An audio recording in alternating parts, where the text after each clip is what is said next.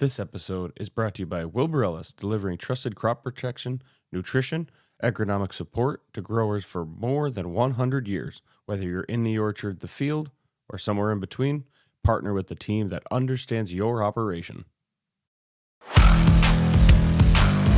Welcome to the Specialty Cropcast on Pomes and Stones. Join us for real conversations with farmers, agribusiness owners, and industry experts as we dive into farming, products, and the business of agriculture, all from the people who know it best.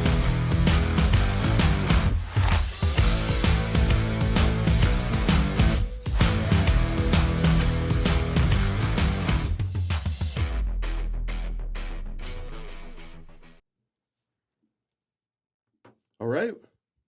Welcome back. Welcome back. Episode 4. Episode 4. Can you believe it's been 4 episodes already? No. Flying by. Too quick. Too quick. All right. So, wow, another week has gone by, and we had some things progress out on the farm, and we're going to talk about it here today. Yep. But first, we're going to take a look around the room for those of you who aren't watching online. I'm looking over at Backward Hat Steve, as always. How's it going? We got Hoodie Zach. No hoodie tonight. No hoodie tonight. Just a hat. Just the Carhartt hat. Yep. And our guest in studio, we finally got him. Finally got him in.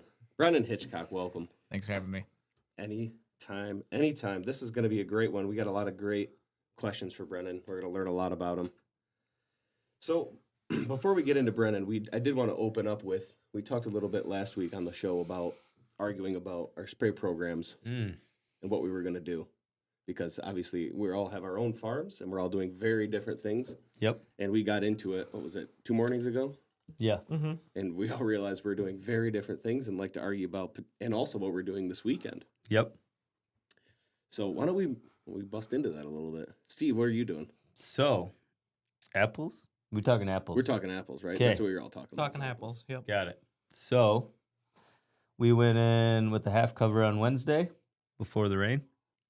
Some Manzate, Vanguard. And then we got an inch of rain on Thursday-ish. Mhm. Went back in on the other half today. Oh, very nice. Yep. That way you're covered. Yeah, well, like I said, we've been battling disease issues from last year. So we're trying to stay on top of things. Hit it heavy. Yeah, Hit it hard. yeah. And Zach, you guys went with your Our copper oil copper combo? oil.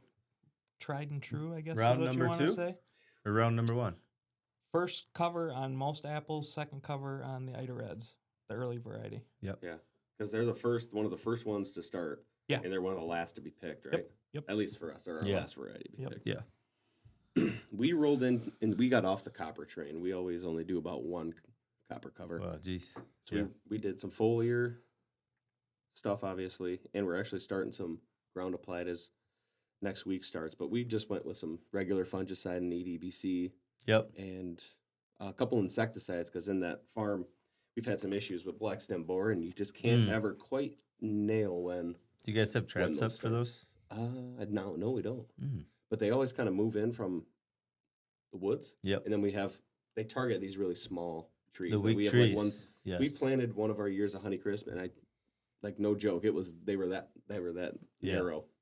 So, and they were hitting them. You could see them with their butt sticking out, and you could see Oh, the yeah. dust in the holes, and we Yep. pull them out and take them out of the orchard and go chuck them. Yep. So we're not messing around this year with that. So we're applying some. It's some easy stuff to ahead bait of 'em. time. With Yeah. some vodka. I didn't know you can bait them. Yes. Yep. It's a simple vodka water bottle trap. Yep. They just come right I'll in. send you the link. Oh, I'd love to try one because we've had a hard time picking the right night when that starts for the first time. Yeah.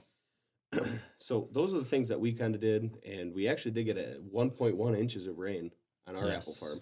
And I think everyone across the region pretty much got that 1 inch, Yeah, that's about what we got. which is a good chunk of rain. It Usually we is. don't see that much at one is. time.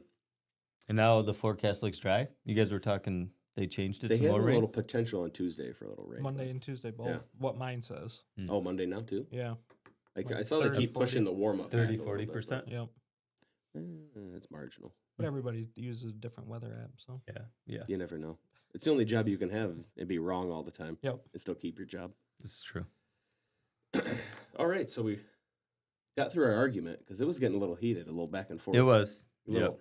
Definitely a little Yep. back and forth action. That's what's funny. Spray programs, I mean, there's so many different options. Mm-hmm.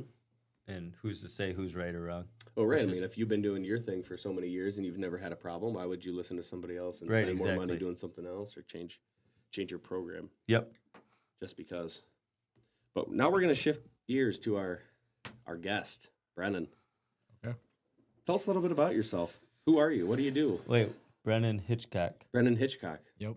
Tell us a little bit about yourself. What do you do? So I currently work for Wilbur-Ellis. I am a senior operations manager for them. I cover Michigan, Wisconsin. I have one site in Kansas and one site in Minnesota. That sounds like a lot of travel. It is. How often are you on the road? I was in Denver earlier this week, and then I was downstate the other day. Got home Thursday night, basically, so I was gone most of this week. Wow. It's pretty variable. There's peaks and valleys to it when I travel. Well, you get to see a lot of the country. Yeah. That's very exciting. So where did you grow up? Tell us a little about start from your younger days. Yeah, so I grew up in a small town, Weberville, just outside of Lansing. My family owns a trucking company down there, so I grew up working at my family business. Started from basically the age I could wash trucks. My dad had me working, and grew into like a mechanic and doing all sorts of stuff for them before I eventually went to college and then pursued a career in other avenues. Nice. Where'd you go to college at? I went to Michigan State. I graduated with a degree in agribusiness management, but I started as an engineer. What took you away from that? Failed some classes. Difficult. That'll do it. Yeah, I didn't quite have the commitment to get through it, so I definitely made some errors. And I was in farmhouse fraternity down there. Had a lot of friends that were going through the ag business program. Talked to them a little bit, explored some avenues there, and figured this might be something I'm good at. Nice. And made the pivot, and worked out for me. So I graduated in 2015 from Michigan State, and then I went to work for Archer Daniels Midland out of college. They moved me down to Illinois, so I started down there on the Illinois River at a barge loading terminal. Interesting. Yeah, I spent some time there. And then my first year there, I was in a training program, so they moved you around quite a bit to see like other sites and get a broader view of ADM. And then probably like a year in, they moved me out to Spokane, Washington, where I got into flour milling. So I worked at the Spokane flour mill for a while. Got to learn about food production, get introduced to like manufacturing side of agriculture, and then moved back to Illinois. Ran a grain elevator up in northern Illinois, like Rockford area for them for a little bit. Moved down to Indianapolis and was back at a flour mill for them for a year and a half or so, and then eventually made my way back to Michigan. So all that moving with ADM was over 5 years, so it's quite a Wow. bit in a little bit of time. Oh, they really bounce you around. Yeah, Yeah, I think the first time I met you was when an encounter at MSU. yeah. I Yep. needed a place to park my car in a drop off. And I had explicit instructions not to do something that I did. Well, I Well, appreciate should it. we get into how does Brennan know all of us? Yeah. Oh yeah, I guess too. we could. There's a little more in depth here than just a random guest in studio. So, Yeah. So I'm married to Zach's cousin. hmm By choice. Yeah, by Okay. choice, someone had to do it. which makes me pseudo related to Talon. Yes, but not in the way that you explained it at lunch last year. No. No. It's not no, podcast no. appropriate. No, it's not. It's not. And then Steve and I are coworkers at Wilbur-Ellis. Yep. Nice. Mm-hmm. So how long you been at Wilbur now? This is I started in December of 2019. So this is what, year 5? Yeah. So, what was it? What was the sales experience like when you were working on the tech side of Wilbur? Yeah. Well, explain that whole process. So I'm not a salesperson. Never had really sales experience, and I've always been focused on operations and efficiencies on that side. I had the opportunity to go spend some time on the tech side for Wilbur a couple years back. So they were developing a software aimed at specialty crop growers.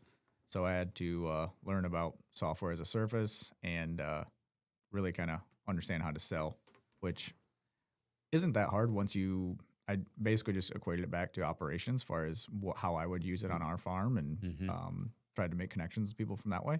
But it was a pretty unique experience. I got to travel the country, so I covered the entire country in that role. So I was in Washington, California, Arizona, and then here in Michigan a little bit with that. So, yeah, but from a sales side, I got a lot of training. We had some good people on our team there that were doing a lot of sales training and trying to get us through that. And so, yeah, I'm not doing a very good job explaining that, but basically trial by fire. And Yeah. then going and meeting with growers and getting told no a bunch, and then figuring out how to finally get some yeses. Mhm. So Mhm. that's That's a the good tough way. part about dealing with growers. That's a good way to too, learn is- after you get like 4 no's in a row. You're like, all right, I'm doing something wrong here. Yeah. And then really just tried to focus on what we had and how I would use it. And then I started having some luck on it. Nice. Well, at least it's easy to tell where you shouldn't be headed. Yeah. Yeah.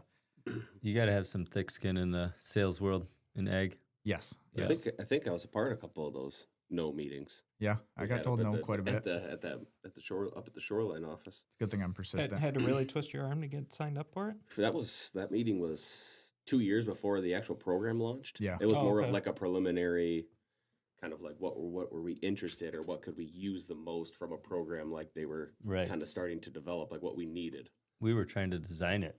Yeah. After meeting with Yeah, some you were there growers too. up here. Yeah. So that was and we used it for a year. Yeah, so And- did we. Yeah, Yep. it's And Brennan did most of it because Yeah. I use it on the putting food safety together our- side. yeah, we, Yep. So I probably should back up and say that I also work on the farm with Zach, Yep. doing Mm-hmm. the food safety program and Yep. a few other things there, and some accounting stuff on the back end. Yep, he handles the paperwork stuff. Yeah, stuff Zach doesn't like to do. someone's got to do it. So since you're talking about working on the farm, what was your first harvest like as a certified tank skimmer? I actually kind of enjoyed cherry harvest, which my wife The weekend crew. Yeah, the weekend The bee weekend crew. My wife thought I was nuts just because, I have an office job. I'm at my computer a lot and don't get the opportunity to get out and do stuff. So it's kind of nice to kind of get back to your roots a little bit and do some manual labor and get your hands dirty. So the first day I was enjoying it quite a bit. And after like the second weekend in a row of not being able to have fun when all our friends are on the lake and getting up at 5 a.m. to go work cherries, it Yeah. kind of sucked, but also just get your mindset right and get through it. So Yeah, especially skimming. That's a lot of well, I was a walking. tractor That's a lot driver of and walking. skimmer. Oh, doing So I jumped was, around. I was Mr. jumping Do on It and All. off. Yeah. not on the harvester though. No, I wasn't allowed. We'll get Jeez. him guaranteed on it this year. Yeah. Not qualified enough. You guys No, I have was not qualified or Two trained. mans? One man? Mhm, two mans. Yeah. You guys just moved into the range, right? Yep. The world. Getting with the new tech. Yep. What year is yours? 07. That's how new we're getting into Wow, it. you're really busted. Pre-deaf. Yep. All of our stuff is pre-deaf because Bruce doesn't want to deal But with that's any. those Oh, are for yeah. the more experienced operators. The weekend crew got the Kilbies. Well, Oh, yeah, man. you don't want Oh, to. You want not to the bang up the Kilbies. expensive It stuff. was the most overqualified cherry shaking crew you could have. Oh. I don't know what Carson's title is, but he's up there. The wannabe cherry harvester. Yeah. Then my wife and myself. So it was quite the overqualified Nice. crew. Yeah. So that was your first experience working on the cherry farm then? Yeah. What did you think the first time you saw the process? I remember being, when was I? I had been 14. The first time Bruce said, you're going to skim tanks. And I was like, I don't know what that means. But I had my wet pants on and a pair of boots. And I remember feeling the trees. We were shaking big old sweet trees. And you could feel the ground shaking way away from the harvesters. And it's interesting to see for the first time. Yeah, it's very, very different than, where I'm from is mainly like row crops. And so I've not really been around special crops too much. So that was very, I don't know, I was enamored. I thought it was cool. I enjoyed it. You got to be on your feet, keep your eyes open, don't you? Yeah. You never know what might come. Sticks Yeah, don't you never fly. know if Smashing someone into- comes flying through the orchard on a forklift and hits you. That wasn't me, by the way. Someone got It's ran into. dangerous out there. Yeah, cherry tank. Collision, cherry tank on cherry tank. I've seen Wow. somebody get pinched between the catcher and Oh, yeah, like yeah. sliding down the hill and can't stop, dude. It's not a good place to be. No, Not where you want to be. it's very dangerous out there. What do you think about the difference between the new harvesters compared to the rollouts? Oh, man. Just Rollouts back in the day, the efficiency improvements. What were the trees per minute like on the rollout days? Oh, boy. I was young when we did that. I couldn't probably tell you, but it was a long time. And it was dangerous. That the shaker head coming in and out of there. Sometimes you had to duck so it didn't clock you in the head. Actually, I did get hit in the head by it once. And I learned Explains the a hard lot. way. Yeah. Yeah. But no, the new ones, then when we first got the Coes and finally got to jump on one of those, it's incredible Day and versus night. the rollouts. Yeah. Yeah. But as a kid, I wouldn't change a thing. The rollouts were awesome. The only thing I can think of that's similar is when we went from the pan catchers You know, Where you it had had to stand. You had to stand. We had to use the stand-ups. pans one time. That was terrible. Yeah, you had to stand the whole time. Then you just had a tree or two on the belt or on the pan. Then you had Yep. to tip it up and It lift took it in forever. between trees. It took forever to dump the pan. What I liked the most about it is you could set the throttle, so you could just constantly. If you had a good shaker driver that had some rhythm, you could just kind of put the Coast. machine at coast, and it would just kind of do itself. But yeah, Yeah. going from that to a sit-down catcher, because there was a time on our farm where we had enough sit-down catchers for like the A team, you know, like so if you didn't break anything, you were good. But as soon as your catcher broke, you went to the stand-up. And Yes. so you took good care of your machine Yeah. because you didn't want to end up on one of But those. it was always an argument who was getting the good machines. I think I told this story, but when we were shaking for Cherokee, when I worked for Cal, Mhm. we used to borrow the coast Mhm. and Yeah, shake they some. had a little deal. set Yeah, up. so we'd shake some property for Cherokee, and like the last day, my co-catcher broke down, Mm. and they brought me this Kilby pan, and I was like, "What is this dinosaur?" It was so terrible. I couldn't wait for that to be done. Yeah, it was awful. What a difference. So what's a typical work day look like for you, Brennan? Depends. Depends if I'm traveling or not. It's very variable. Like certain time, like I'm busier in the off season with meetings and travel and pre-planning and capital and trying to get stuff ready for the next season. In season, I'm not as busy because people are kind of going and leave me alone. I only get called if there's an issue I need to help handle. So it really depends. Like this week I said I went to Denver for some meetings, some strategy meetings, and then I was down in Edmore on Thursday. They had their sales walkthrough, so I try to get down there and see them every once in a while and just keep my finger on the pulse of how that branch is running and see what I can do to help them there. Do you really have an off season though, since you're spread all over the country? Yes and no. Yeah, I don't think there's so much of an off season anymore in agriculture. I feel like you roll kind of once the season's done, you see kind of where you're going to shake out. You start planning for the next year, and it kind of rolls through the wintertime, and then next thing you know, spring's here. So Mhm. there isn't much of a really off season, I would say. The spring does come quick. It does. It's funny how it's like everyone's doing nothing, and then And that all of a sudden first it week- warms up, and there's a little green, Oh my and everyone gosh. panics. That Yes. first week is always the worst. Everyone runs around with their hair on fire, and they forget we do it Every year. Every year. and So you're you like, have to like tamper everyone's. Yep. Like, hey guys, we'll be okay. Just Everybody keep does get plugging away. Yeah. But yeah, it's 2 weeks ago. Yeah, It's like it was, the seed. I mean, everything picks up, right? The fertilizer, seed, Yeah. chemistry. It's like everything at once, and that's why it catches everybody off guard. Because then once fertilizer and seed die off, it slows down a Mhm. little Yep. bit, and you're like, oh, I can maintain this. Yeah. But the fertilizer push, because everyone, and if you only have a couple spreaders, yes, then you're like, whoa. Yeah. And you got to balance people's right. anger because they want to get their fertilizer down, and then you're like, Yes. well, this year's been a little tough because it's been a little more compressed here with the weather. So Yeah. everything kind of hit at once, and Yep. when that happens, you don't have enough people or equipment to get through it. So we're, Yes. we're currently waiting on a spreader. Uh, it's been sitting here for I think 2 weeks. I know. As soon I as we finally want it. went out for one day, and now you guys want it. That's how it works, though. That's Yeah, how it that's- goes. that's how I- town that's, works. That's I hate to see it. It's like I'm leaving this here for you guys, and then it was like, well, dang, Just I leave, got to get people rolling. just leave the keys in the forklift. Yeah, we will. So, what's the most popular fertilizer sold in this area? What do you move the most? Urea pounds and of? potash. Yeah, it's more what it does for the crop, right, than the soil. I think. Cherry trees require actual pounds of N per year to produce a good crop, like 60 pounds per acre. So, you're trying to feed them so that they can put a good crop on and give them everything they need. What's the product that we're getting for organics? Yeah, it's What's it called? I don't know Terralux. off the top of my head. Terralux? Oh no, you got Terralux in the tote, but you're the liquid tote, but you're talking the dry we tote bags. got the dry totes out It's here the too. 1300. Is that different than the NutriSafe we did last year? No, it's same thing. Same thing, Nature okay. Safe. Yeah, that's it. Nature Safe. Nature Safe. Yep. It seemed to have good. We had about our most pounds of organic Yeah. we've ever had last year. Oh, nice. So, But it right, did get- Terralux. Not to change subjects, No, but that's fine. it's kind of a new product for Wilbur-Ellis, and it's a 1000. I'm not super familiar with it yet. Like I said, it's new, but It's a form of nitrogen that's readily available to the plants. So like, Aimed at a foliar like the or yeah, ground you can application? both. Both? Yep, Injection? yep, yep. But yeah, like with the nature safe, it's got to obviously break down. Mm-hmm. It's got to have a little And, time. That's why you want to get it on early Yep. before you need it. Yes, like 2 weeks ago When the spreader was available, but Before we it weren't rained. doing it. Yeah. So what else is going on in your guys' farms? Oh man, We we did a just lot- we ripped did a we lot of just ripped a replants this spy week. orchard out. I saw you guys had an overqualified machine parked in your front yard. Yeah, yeah. That thing yeah. was so huge. actually it What just size was that? I don't know. It was It was a huge. huge It was excavator. huge. Yeah, It's it was like huge. the biggest So one AIS it's had. yeah, it's Kyle Regal's, I think, Yeah, or it was a big Hitachi. It looked So it Weston- looked brand new. Weston on our farm.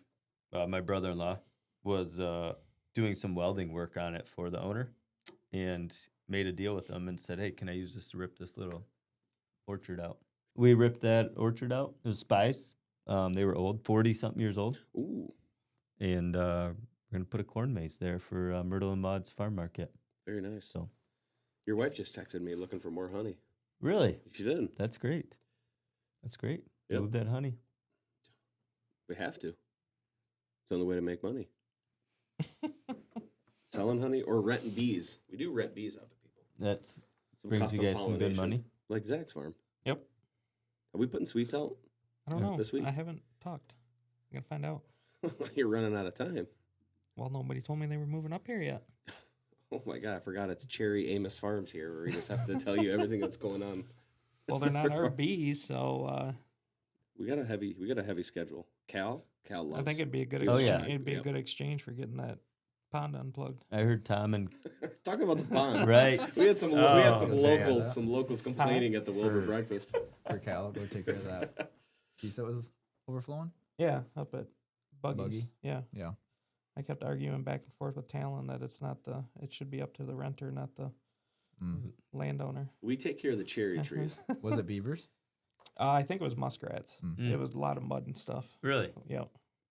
They plugged Interesting. up the Because there's overflow. two, right? There's two. There's a an huge emergency one, right? overflow, and then there's a smaller pipe that just kind of sets the pond level, and that's the one that got plugged up. Is that the one that's closer to the 2-track between Cal's Nope, and that one? it's the one is that that's the big sitting- one? No, it's one the is that? small one that's in the ground, Oh. facing it was plugged right vertical, up. up and down.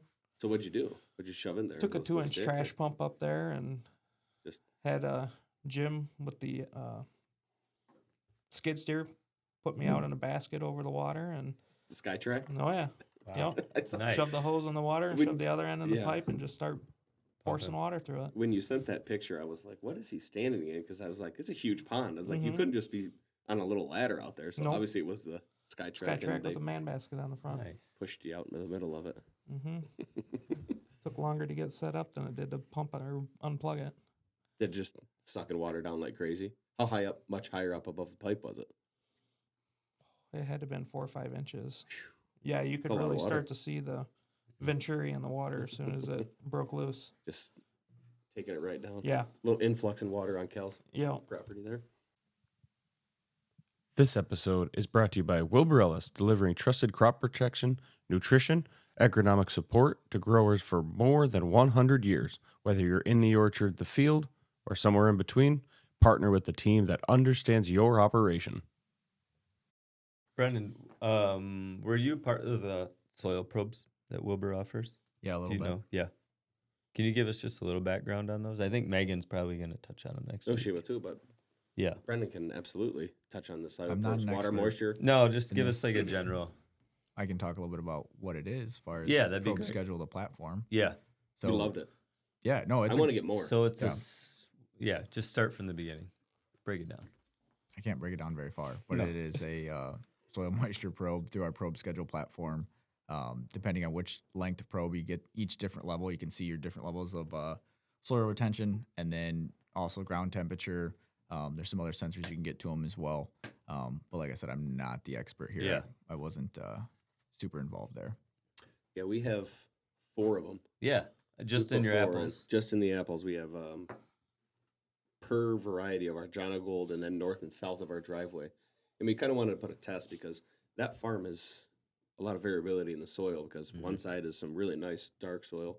Then we have some sandy spots. So we'd like to put each of them in the same variety of tree and then in different soil types on each side of the farm just to kind of see really how much of a difference it makes, because obviously sand can leach everything way faster than some decent soil. So, Yeah. and it was a 10% difference. And even when we're irrigating the same amount of time consistently, because we'll go for 3 hours on one side and then we'll move it to 3 hours across the driveway. And Nice. you could tell the difference as soon as it dried out a little bit on a hot day. It was gone. Yep. So that's a great tool to have in your pocket. Yes. I mean, deficit irrigation programs really aren't something that we deal with a lot in Michigan because we do get some pretty consistent rain in other parts, more consistent rain than other parts in the country who actually try to pay attention to their irrigation besides that. But I mean, obviously we had a big drought this year too, Yeah. or last year. Yep. They can control their water, right? In other parts of the Mhm. country, more so than we can. Because So- we just get, and usually we're heavy rain in the fall. Yeah. Zach knows. You always talk about Last picking. fall and was terrible. Last Yeah. fall you didn't take one day off picking because Yeah, of the weather. no I mean, rain it was days. great. Great for that. Well, yeah, great for getting work done, Yeah. Mm-hmm. but not But great not for the great health on of the your fruit. trees. Right. Nope. Yeah. Right. Yes, that's that was a great addition, and we planted another. We did 7 acres in 2023, and then we added another 18 acres this fall, and I think I want to add a couple more of those moisture probes in each variety, Mm-hmm. which we still have to do all of our trellis work, which is a bit of a daunting task. We just started kind of laying some posts out, and we just have stacks of 5x12 posts just sitting out everywhere. We tried to put them out with the loader today, and we was leaving some trenches with the tires in the loader, and Bruce he shut that down. Yeah. He It's a said, little "You're gonna soggy out feel there." every one of those when you're driving over it." It was a little soggy. We got an inch of rain. Yeah. Driving a It's driving a soggy. big loader over It's it. soggy out there. We need a few of those probes so I can monitor ground temperatures Mm-hmm. Yeah. This. Beans. on about 150 acres. We did say that we were gonna Just put one in talk the about middle. the beans. You said that you were gonna start planting. No, Potentially. we haven't started yet. Last week I said you're gonna have the planter out. You're gonna be looking it over. No, Did you do that? planter's not out yet. Still in the barn. It's I knew cold. it. It is cold. It has We've been still cold. got a few more fields to fit up, and then fertilizer spread. Work them one more time, then we'll plant. I was at lunch today, and Dorrance was beating himself up about the 8-wheeled tractor down there at that auction. That we passed up. Yeah, on. he said he got cold feet, quit bidding, but he wanted to have it. Yep. And then he talked And I about think it's right across the street now. no way, Yeah, I think Sen- that's you- the one. really. I think that's The one Sens have? Could be. They've had that one. They have one just like that because they have Yeah, that they old, have a that couple. old They have a Steiger couple of too. them. No, they have up for sale. That's Oh, they why I do? think they bought another one, Oh, and we think it might have been that one. that was a smoking deal. I couldn't believe it went that cheap. Yeah. He's been out of shape because they had good rubber on it. Mm-hmm. He says you get screwed on the tractors when they got put rubber on eight wheels. They really stacks up. Then he's talking about good buying rubber, an good paint. $80,000 implement to pull behind it. It's like Oh. a disc cultivator and a crumbler at the back, like a one pass. Yeah. Does it all? Mm-hmm. Well, it's a pretty good idea. He goes, well, diesel's cheap now. Start with the tractor first. I haven't heard that diesel's cheap. I don't know He what was preaching. conversation you're having He- at lunchtime. He was preaching it today. Huh. And just like how he ordered some Trump Crocs too, he was going to start wearing around the house. Brendan, what kind of questions do you have? Did you bring anything you wanted to talk about today? I just made notes on the list you gave me, so that way I was prepared. Awesome. Yeah. Well, what else do you have comments on? I made my way about halfway down this list that we gave you. Yeah. One of the things I guess I wrote down, you asked me, is there something I've built or created that holds special meaning? One of the things I really, I guess, pride myself on with our work and my work is reputation. There's a quote that I really like. It's earned in drops and lost in buckets. So when I say that, like our locations ask for things, like I want to make sure we follow through and we're taking care of the people in the field and getting the right things in the right places and actually doing what we say and following through is a huge thing. I know it seems simple, but seems lost in today's day and age. So, what kind of things do you want to see for the location then, Steve? You're talking to the boss right here. Yeah.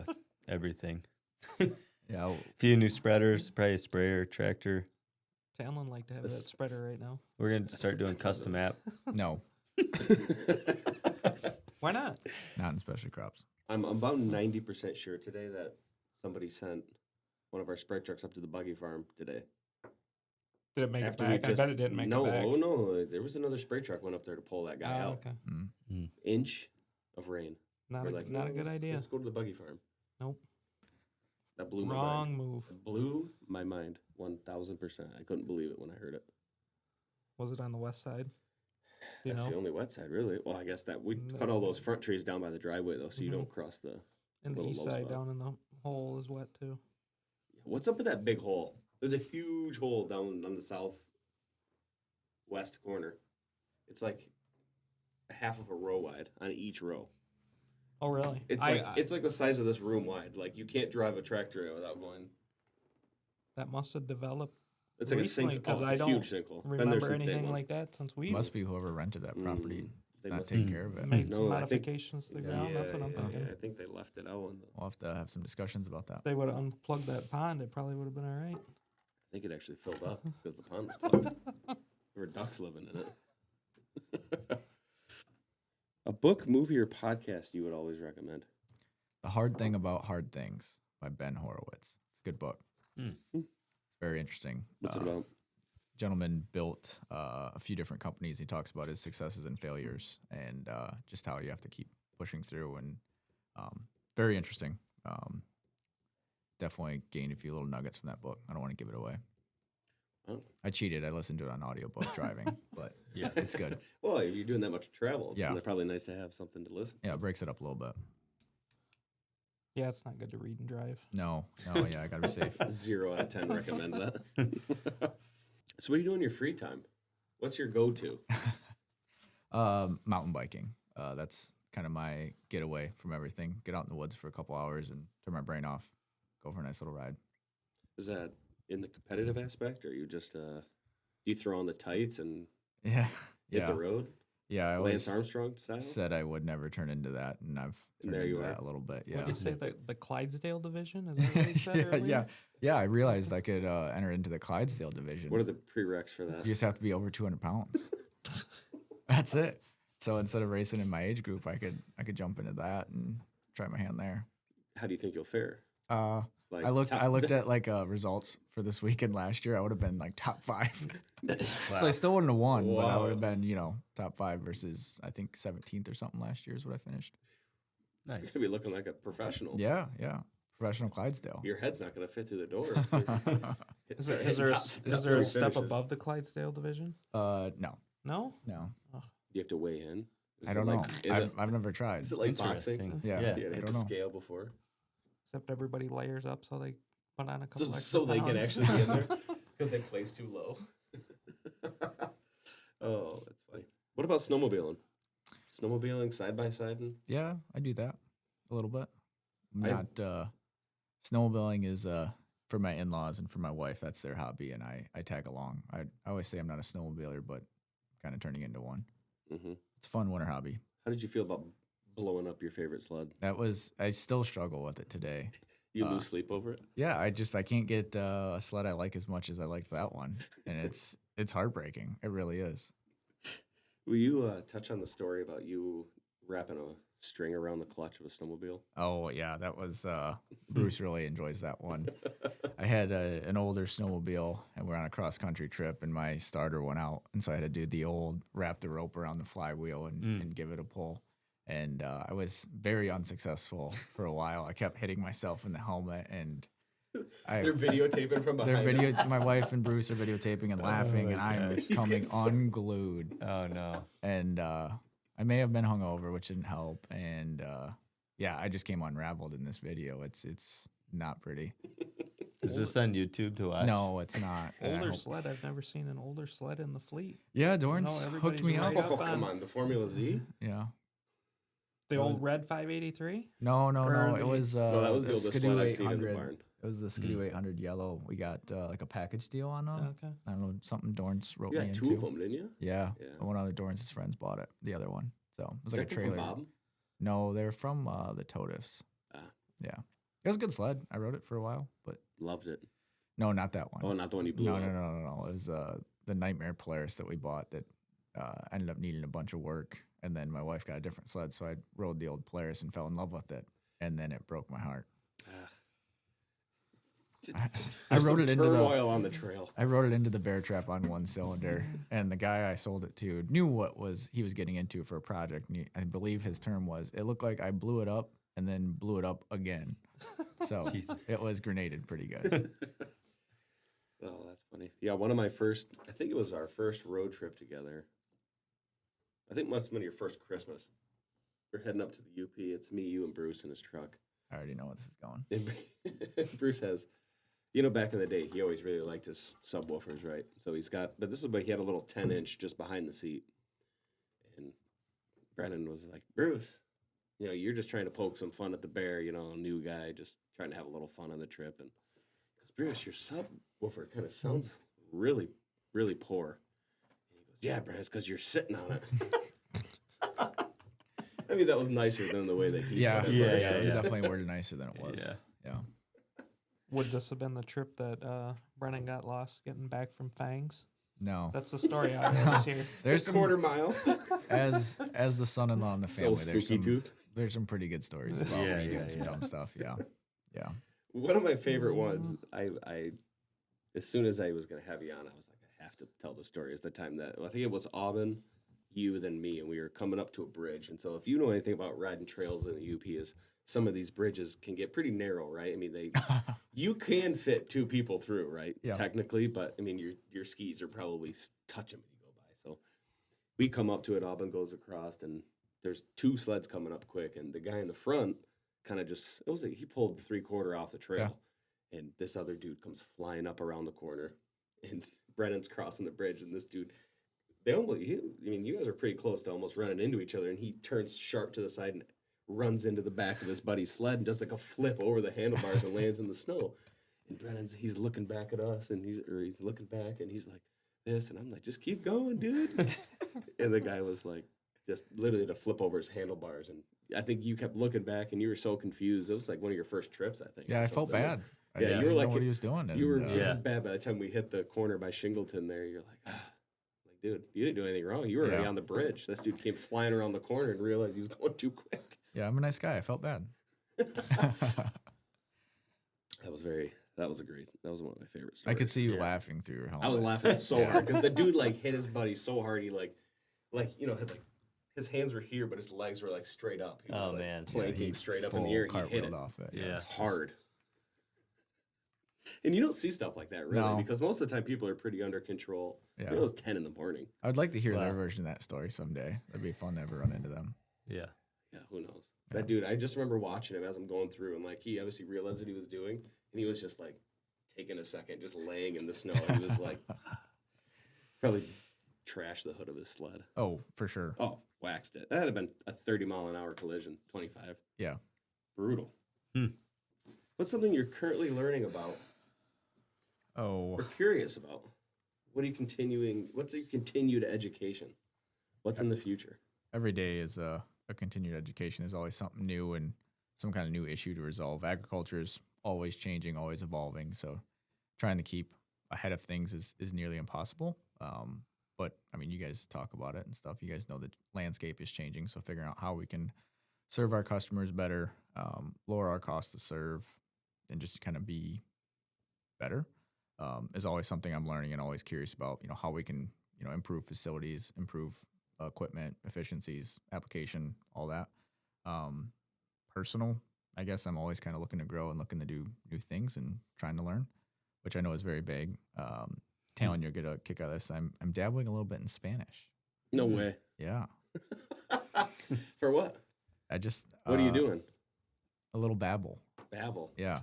No, I guess maybe just the way I am, but just having the guys on the farm and trying to talk to them, it drives me nuts not being able to communicate. Yeah, I know. And that's what I did it. Victor talks a little bit of English, and I was telling him I was going to try to learn some Spanish before next year, and so it's kind of funny. We're going back and forth, and I'm trying to figure it out. So hopefully I'm a little bit better by this season, but we'll see. Hit me with something. What do you got? No. You can go back. No. You brought it up. I just started, and I knew as soon as I said it, you'd want me to try to talk to you, and I cannot. I'm dipping my toes into it. So you can go practice. The boys are back. Yeah, I know. Came in last There night. is nothing more uncomfortable than you're trying to say something, and then you feel confident about what you're saying, and then they're like, "Okay, what?" Yeah. And I'm like, And then you start talking, start getting quieter. You're more unsure about what I was saying. Yeah.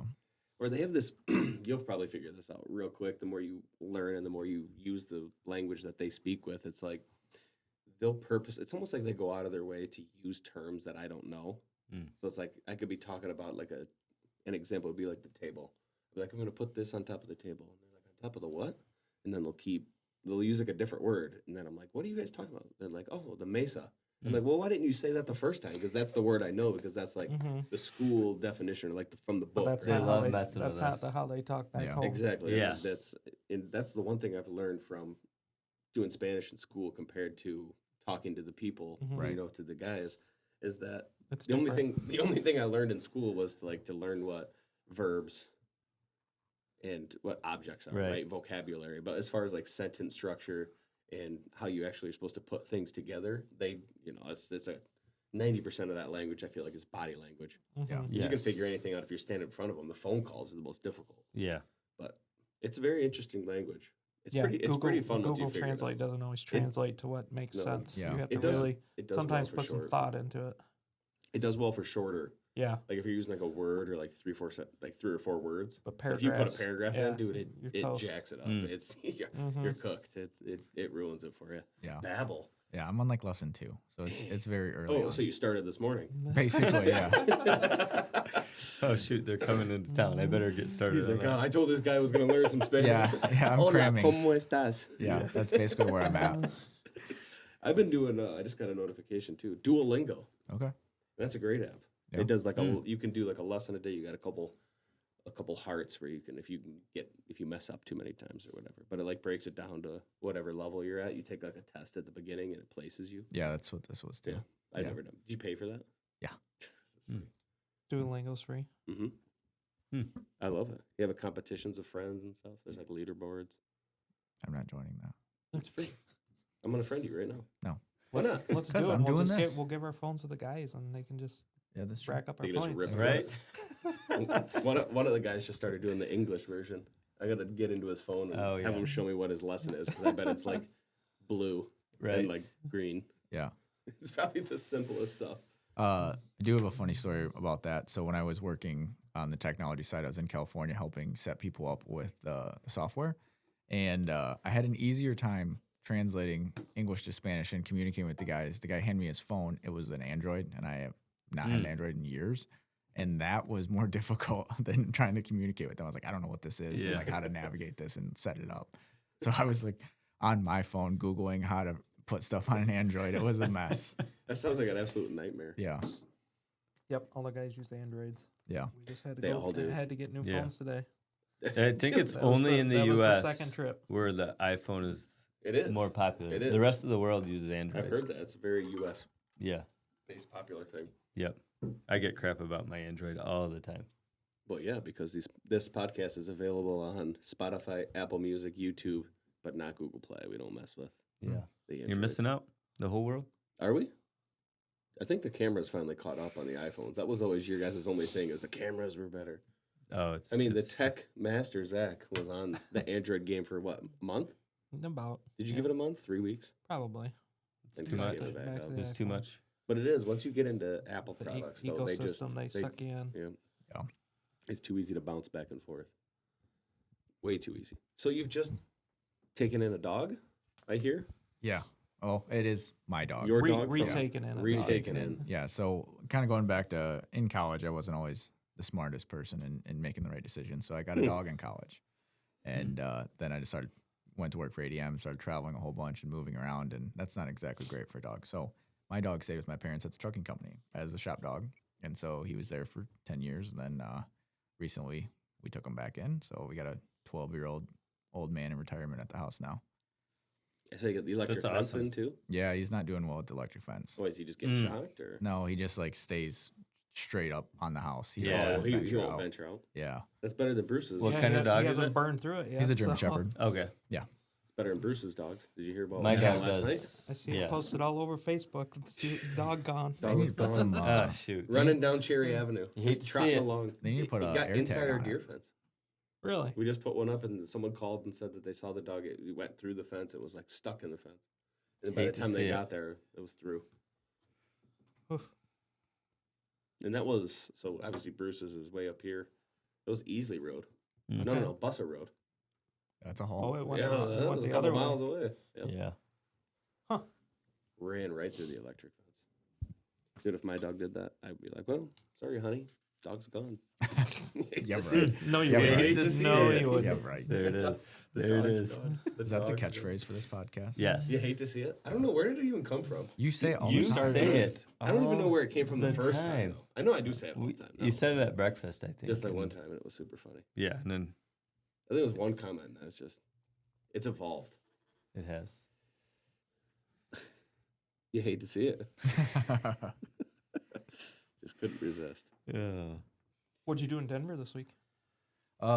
Met with my counterparts from, California, Washington, Texas. So we all met there, went over some stuff for the year, kind of some projects we're all working on, and just kind of synced up. We try to get together once a year. So went to a Nice. Rockies game. I'm not a baseball guy, Dang. Nice. so I went to a bachelor party out there. And we were at like this rooftop bar that had like cornhole, like on the roof. It had a bunch of flat screens. We were watching the Kentucky Derby, and then you turn to the side, and the Rocky Stadium is like right there. Like you could catch a home run. Like it's like across the street from Okay. it. yeah, right no, off it's, the backside. it's a cool area. It was fun. That was That my- stadium is really really It cool. was my first time out there. We went to Red Rocks. I don't know if you've ever been to a concert at Red Rocks. No, but I've seen It's a pictures. great It's awesome. venue. It was Yeah. crazy. I would fly out there to see someone that I wanted to see. We saw Brantley Gilbert, and that was pretty aggressively average. But it just happened to be playing the weekend that we were out there. Yeah, that stadium was empty. The Rockies are not very good this year, I guess. So I didn't stay the whole time. I pieced out early. And you're like, this isn't that great. Yeah. So you mentioned before that you have done obviously a lot of traveling with Wilbur and working with the flower company in your past. What's the most interesting ag area that you visited? What was one of the spots you went to and you're like, whoa? I would say This is Salinas, very different. California. That was very eye opening going out there and just trying to understand what they do, and the amount of food grown there is insane. It is. Like the variety? Yeah, and just they Really? don't stop. They're constantly. I think they have like a month off, like December. Like they start planting next year's crop in like November, January, and they're just constantly moving. It's a beast out there. It's crazy how much they produce, and it's very humbling to see. And Yeah. I spent a little bit of time there, but not enough to understand it very well. To really look into it? What were they growing? Vegetables, Okay. yeah, Big almonds out there too. Largest in the northern part, yeah. almond This is like producing Central state. Coast is Salinas. Gotcha. Gotcha. But yeah, I got to spend time in that whole state, and it is Top to bottom. yeah. Did you I visit did the top- cities? Were they pretty clean? Or I don't know if we should talk about that. But no, I did a trip where I basically went top to bottom, and then I had to go back to San Francisco to fly back out, and that was 2 weeks out there and covered a lot of ground, met with a lot of different growers, and that was pretty dang cool.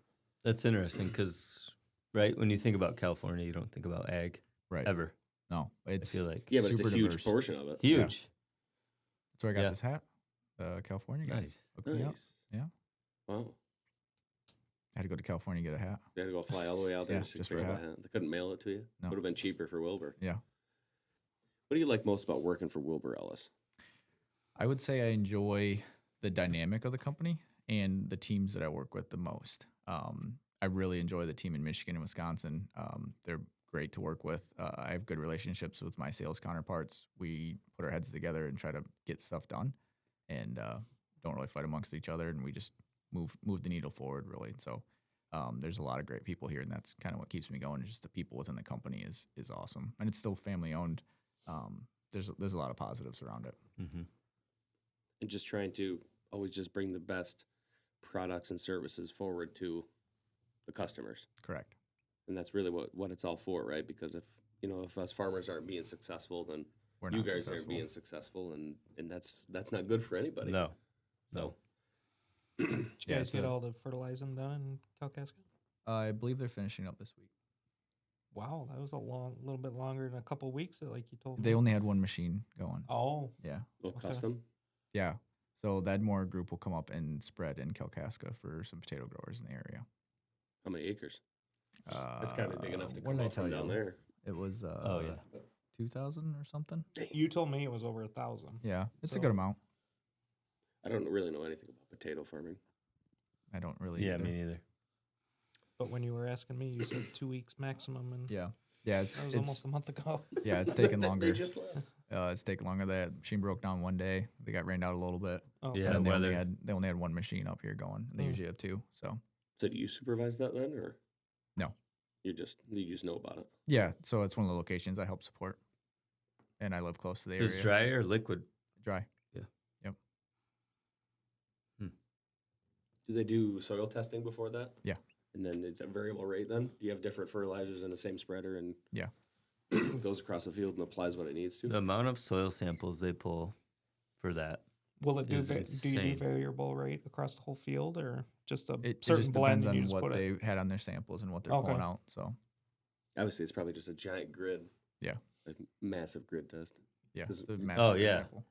On the cherries, we just we'll pull like a couple. A few spots. We'll here pull a and there. couple. Yeah, we're not doing Well, yeah. we don't get that too in depth because that's the difference between row crop and cherries is you're replacing stuff and planting and ripping it out every year for row crop, but in cherries we're talking if you can take care of your crop, that's a 30-year Mm-hmm. a 30-year tree. So it's like you can't just take a grid sample and go across it every year. Right. Mhm. You'll lose money doing that. Yeah, two very different types of farming. Very different. That's what you were saying. Is you grew up around the row crop, and it's like, our biggest tractor is 155 horsepower. Right. It's just it's a big tractor for us. Yeah. But all of our other tractors are little tiny ones. It's funny to see how different agriculture can be, even from down the road. Because there's a tractor right across the street here that would never fit anywhere on our farm, and then you go downstate, and it's just our stuff would just be for like pulling a hay wagon. Yeah, you don't Right. see many 120-foot sprayer booms up here. Nope. Mm-mm. No. That'd be you'd cover the field and a half. Yeah. Very different types of agriculture, which is what's cool about Michigan is you can travel anywhere in the state and see so much different, but you also see the same. There's a lot 'Cause of you can go diversity. downstate and you'd think Yeah. that all the row crops down there, and then all of a sudden you come across acres and acres of cherries and apples. Mhm. It's interesting how you can grow pretty much anything in the state of Michigan. Yeah. Which is very cool. It is There's really a lot of cool. places, a lot of states can't do that. Yeah, I ran the Three Rivers location and water fleet for Wilbur down in Southwest Michigan, and they're two very different businesses. Three Rivers is very row crop, potatoes, seed corn. You go to water fleet and it's everything, big specialty crop market. And so I had to basically completely change my mindset in the 30-minute drive over because it was not even the same business. So Well, good thing you have a good background in working up here a little bit, so you have a little idea, so you're not so green. it was before I was up here, though. Oh, so you're like, Yeah, oh, yeah, man. It was like my first foray into it, and I That's didn't when know I what I was getting into. first met Brennan. Yeah. Mm-hmm. Well, I was was the that helpful manager then here, when it you was started like- working here and up north, and you're like, wow, I'm not as green as people think. I got a little experience. No, I'm still very green. That's one thing will admit when I don't know something, and I do not know much. So That's I'm a great learning. skill, Yeah. the ability to admit that. It's tough to do sometimes. Yeah. Admit when you're wrong, you don't know something. Like rely systemic. Like systemic. It has some movement. I sent you guys that article. We should phone in BSF rep. Ask him. It just does such a good job. It just blows my mind that it wouldn't have any systemic activity on it. But Yeah. I stand corrected. Zach sent me the ag PhD link TikTok. too. Yep. Yep. Yeah. You guys make fun of me for sending you guys factual information off TikTok, but when it benefits you, that's okay. What was it? Aaron Rodgers to the Steelers or something? That Yeah, was his yeah. Big morning revelation one Right. day. That was so funny. Aaron Rodgers is going to be playing for the Steelers this year. Mark my words, right here on the Specialty Cropcast. He's going to be throwing touchdowns for the Steelers. Wow. So we got about 15 minutes left. What do we want to Brennan, fill I it got a with? question. Oh, The tariffs. Have you seen any impacts in your business Great yet? question. Yeah. Fantastic. You don't have to get too Yeah, political there's into it, definitely it's just that you're been starting to see. a lot of volatility in the market. Yeah. Mainly just around the uncertainty and growers not knowing when to jump in and out. So it's definitely, like I said, just volatile, the market. Urea, everything is just kind of spiking and trying to figure out. And then also there's short supplies. So it's definitely created some uncertainty in the marketplace for sure. Yeah. And to piggyback on that, like I'm assuming it has something to do with like the captan shortage this spring. Even sulfur, our own sulfur, has been hard to get, but now it's starting to show up. And I just wondered if, because a lot of that stuff's coming from overseas, if tariffs played a part in that. Yeah, I'm sure it did. And like I said, I think it just caused people to take pause, and that's probably delayed some supply chain issues there. Mhm. And then just the uncertainty that Yeah. is kind of out there now. And so it just adds another layer to an already complex market. Yeah. Yeah, I just wrote down here quickly right before Steve started talking was just the availability of some certain products, like you're saying with the Captan, is you add the tariffs in, and being able to get your hands on some of the products is seeming to become more of an issue. Yep. Have you started to see a big jump in price though because of it, or not yet? Yeah, I believe last week there was some significant movement in the market. Okay. And fertilizer. Yeah, on the right? fertilizer Yeah. side. On the package side, I'm not super involved, so I can't Okay. speak intelligently to that. I don't see a lot of movement in them yet. Just from what I can tell. But Is a lot of stuff packaged here in the States, or is it packaged out of states, or do you guys not really know? that's a really good question. It's probably super complex. But Yeah, there's probably I've heard it is because active ingredients come from Yeah. somewhere else, but then it's we bottled might have here. most of them here, but we're just waiting on one, and they might just send it over. I don't know how it comes in a tanker, you Yeah. know, and then they mix it up at the plant here or what. But yeah, back in COVID, right, when glyphosate went through the roof, Yeah. It like what? there was one quadrupled in molecule price. that was coming from overseas that was just sitting out on a boat. So then, Okay. the price skyrocketed because supply and demand. But But fertilizers, you've started to see just a little bit yeah. uptick. Yeah. Where do we get most of our fertilizer supply from? Potash comes mainly out of Canada is a Okay. big one for us.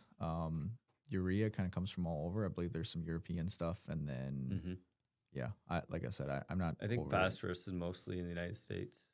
I think I could be wrong, but Yeah. Like I said, it's a little out of my wheelhouse. Oh, is it? So, Okay. Yeah. You spoke nicely on it. Navigated Really those nice. questions very well. Yeah. Trying. Ukraine is a huge player in the potash market, right? And that kind of I think they're phosphates. Yeah. Talon and I don't know. We just order the stuff. yeah. so Hey, I say I need this, and it shows up. We say, kind of Eventually. the same. you get a spreader. If you can get your hands on the way to apply it. Here we go again. Yeah. I just take the notes from our supply relations people and kind of take that and figure out my sites need to take layers and stuff like that. So I try to keep my head where I need to be, and they tell me where we need to go. Are you into keeping your branches supplied with all this stuff, or is that not really? you Yeah, say? most of them took layers recently, Okay. just due to like the uncertainty, and we don't know where the price is going to go. So a lot of them took a layer. When I say layer, like bought volume to help for the rest of the year. Basically, Okay. bought our rest of your needs. What do you- Yeah, go ahead. No, this is a different topic. So if you have something that's No, I on was the just same going to say line. it's a super complex. Because you Oh, guys had a you're- big bin project there's so many variables going behind in it. somewhere, didn't you? You were telling me about. Yep. Yeah. So in Wisconsin, there's a 1 million gallon tank going in. So we'll be wrapping that up this year. That's going to million hold. gallon tank. 1 million gallon of 32% nitrogen. Okay. Zach, it's going to hold 1 million gallons. So, what are your long-term goals or dreams here? Working for Wilbur, like if you're where you at now, what do you want to see here in the next? I think he wants to be an ops 5 manager years. in Acme. This Can, is can we make a joke about it? Is this your longest? yeah. Longest job? Well, I was Because that's with- always the running joke between Yeah. you and my brother is He's searching around they for a both good jump company. around. yeah. Searching been around wait- for a he's been good waiting for a company, and great now he home. found a good one. So there it is. to be fair, I was with ADM for 5 years. Okay. And Talon did ask me a question on how I came to Wilbur, and there's a little bit of a funny story behind that. So I guess I can share that now. So I was working for ADM. I was in Indianapolis and wanted to move back to Michigan. So I started interviewing and looking for jobs. ADM didn't have anything in Michigan at the time, so I knew I was going to leave the company. Interviewed for a job with Greenstone. Didn't end up getting that job, but made some good connections there. And then ended up getting a job at Zealand Farm Services in their soybean crushing facility. So I took the job, moved to Michigan. I was there maybe a week. And the guy from Greenstone that I interviewed with reached out to me and said, "Hey, Wilbur-Ellis is looking for an operations manager. I think it'd be a good fit." It was in a different area of Michigan that'd be closer to where we lived. It was going to be a better fit for us. And I was panicking because I had just started working for ZFS. And Yeah, Now- weren't we at the Hort show when you got that call Yeah, and you went to do? well, the I interview? met with the gentleman who hired me from Wilbur. I met with him at the Hort show. Yeah. And started kind of going over the details and realizing that I was going to worked for a company for basically 2 weeks and then quit, which I really had a hard time with because millennials have a reputation for job hopping, and I didn't want to fall into that. So But here we are. either way, I struggled through that. Turned in my 2 weeks and, told them I'll do whatever you guys need for the next 2 weeks. Like, I feel pretty terrible about this, but it's a better opportunity for me. Luckily, they understood and got where I was coming from, so there's no hard feelings there that I'm aware of. And then started at Wilbur-Ellis at the end of 2019, and I've been there ever since. So I've had some different roles, but still was in the same company. So, Yep. but back to your question, Talon. I don't like this question. You get asked this quite a bit in corporate world, as far as like, what do you want to be and where you want to go? When I was younger, I think I was focused on titles and trying to, advance yourself and worried about if I get to this title, I'll be happy, or this is what I want to do. I think I just want to just continually grow, and wherever that takes me in my career, I'm good with it. I don't really want to set like, I want to be a certain title at some point, because one, if you don't get there, it's disappointment. It's not necessarily the biggest deal. And then two, you never know like where you're going to end up. So if I would have just focused on saying like, hey, I want to be a senior ops manager, I would have missed out on the opportunity to go on the crop sites team for a year. So just being open to whatever opportunities put in front of you, and then just, doing a good job in whatever that is kind of what my goal is. If that makes sense. Yeah. It makes perfect sense. Yeah. You never want to close a door. Right. So I'll just see where the wind takes me and where Or that be. if you become a champion in the Clydesdale division. Yeah, how do you- yeah, how yeah. do you see It still yourself, pays $0 if you win. So It doesn't even cover the entrance fee. no, I'm definitely not going pro mountain biking anytime soon. But it's fun. So you have any final thoughts or reflections? What do you think about the podcast? Is this No, your first it's- podcast? It's the first time I've ever done a podcast. What do you think? You have a good time? It was fun. Yeah, I was very reluctant to do this just because. But it was good just getting a chance to talk to you guys and kind of seeing what you guys are doing. So Yeah. I think it's good. I think it's cool. You guys are trying something new. So that's also why I want to come on and support you guys. Night, you got to talk the queen into coming in. Yeah, that might be hard. I even texted her. I said, "You coming up?" She goes, I did "Why?" too, and she said no. Yeah. Why would I do that? Yeah, She maybe sitting in the corner. maybe she'll change her tune after she hears But she this, did or- appreciate me addressing her as queen. Yeah.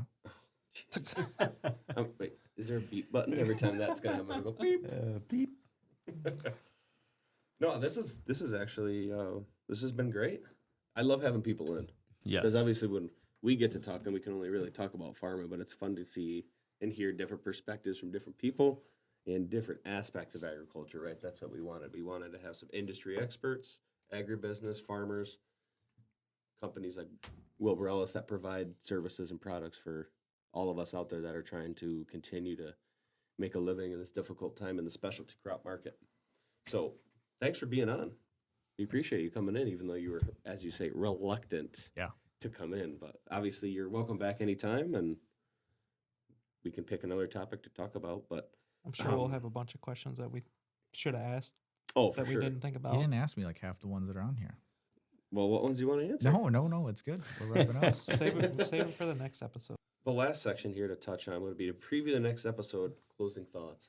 So the next episode, we are going to be having Megan Barlow on, Correct. who is what's her title? Oof. She is a technical nutrition agronomist. She is fantastic. Yes. She is super educated in a lot of things that I am Talk to her about Not that. lacking educated in. in. Right. We Yeah, talk we're gonna probes, talk to her about soil. soil probes. We have this is going to be a jam-packed episode. She's putting together her own script of what she would like to talk about, Yes. which is odd because usually we provide the information for the guests, but she's Yeah, you very guys might, gung-ho and she's ready. Just listen. You might learn something. She's going to educate us. Good. She's going to educate everybody. Yep. Yeah. Yeah. So we're really And excited honestly, to I have her on. think I think it's great for this area up here to have somebody like her on board, because I feel like there is some room for that kind of knowledge, Mhm. and it's kind of been lost for a while. We've had some great people working in this industry up here, but they seem to be going away. So, Starts in the ground. yep, And all you have to do is ask to talk to her. It's not like it costs you anything to have a conversation. right, And she's more than happy to come to your farm and yes, help you out in any way you want, meet for lunch and just talk about things and your program. And she can give you even just little kind of basic tips and pointers, even without going deep right. into a huge program or with fertilizer or anything like that. So very excited to have her on next week. So we're looking forward to that. Yep, it's gonna be a good one. Any other thoughts from anybody before we wrap it up? It was fun. Thanks for coming, Brennan. Thanks for having me. Thanks, man. Anytime. Thanks for coming. Appreciate it. All right. Drag the wife next time. Yeah, she should come up. That probably is not going to happen. All right. As always, you guys can find this podcast on Spotify, Apple Music. Video version is available on YouTube. You guys, thank everybody for watching, listening. We'll catch you guys See you guys next week. on the Next week. Specialty Cropcast. Yep. This episode is brought to you by Wilbur-Ellis, delivering trusted crop protection, nutrition, agronomic support to growers for more than 100 years. Whether you're in the orchard, the field, or somewhere in between, partner with a team that understands your operation.